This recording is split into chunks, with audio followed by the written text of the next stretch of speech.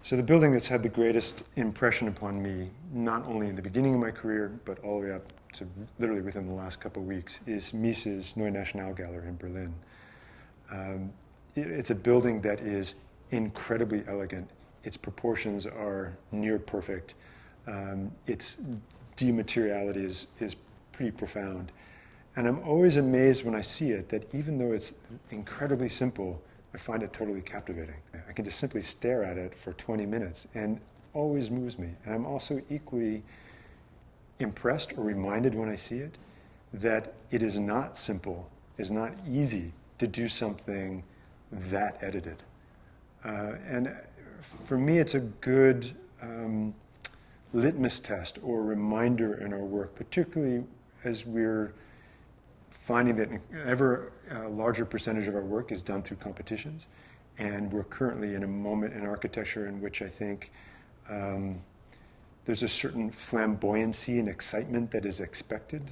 There's a certain pornography in the kinds of images that we make.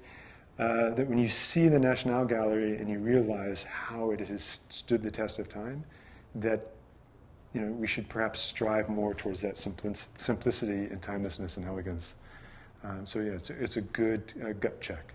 My movement into architecture was pretty sudden. I was a philosophy major as an undergrad. I can't necessarily say I thought I was going to become an academic, but I was certainly pretty committed to it while I was in study. And there was a moment towards the end of my junior year. I was studying the Germanic tradition, so Kant, Hegel, Heidegger, Husserl, Schütz, where I suddenly became disenfranchised with philosophy. And not because I didn't find it really stimulating, but because I felt that it was this very detached investigation. And at that time, I was encouraged to take a architectural history course with a woman named Esther de Costa-Meyer at Yale, who is a phenomenal pedagogue.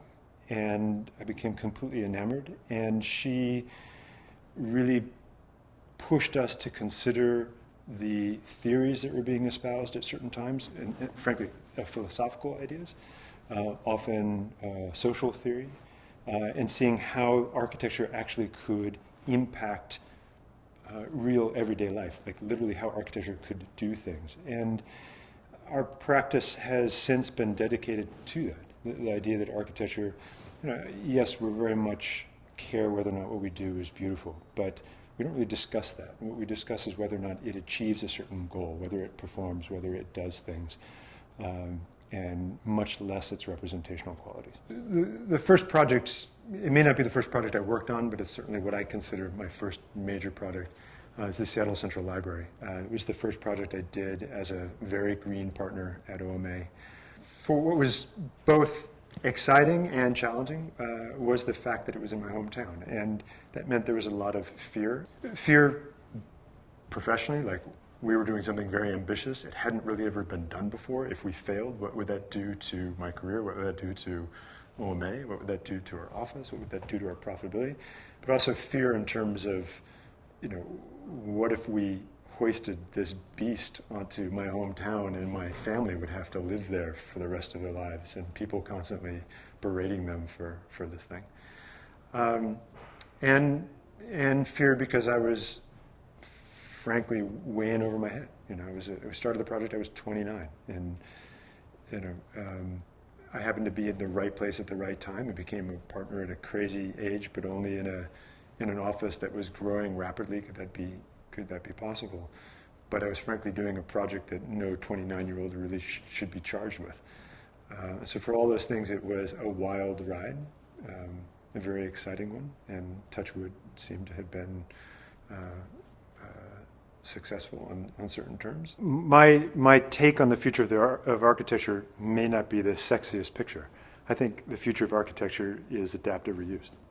If you look at what actually contributes to greenhouse gases within the sector that the built environment creates, it's 1/3 energy performance, and it's 2/3 generated by issues of transportation and deforestation. And so that really drives us toward the conclusion that we must radically expand the notion of sustainability beyond the kind of tropes of energy performance to include density and diversity, to actually build new buildings or to renovate existing buildings where there's existing populations, existing infrastructure, existing amenities and so forth, be it schools, churches, or whatever, that is going to, in the near future, radically overtake what our current concept of sustainability will be. And in the process, I think we're going to see the emphasis of what we call capital A architecture switch from new builds to new celebrations, celebratory forms of adaptive reuse. I think that if people are resistant to that, the reality is they're going to be left behind. Already we're seeing in our practice, just within the last 5 years, a shift in which adaptive reuse was a occasional occurrence to being a very significant occurrence in what our clients are asking us to look at. And they're clients who have very significant architectural ambitions. So I think that's what we'll see the evolution of architecture go.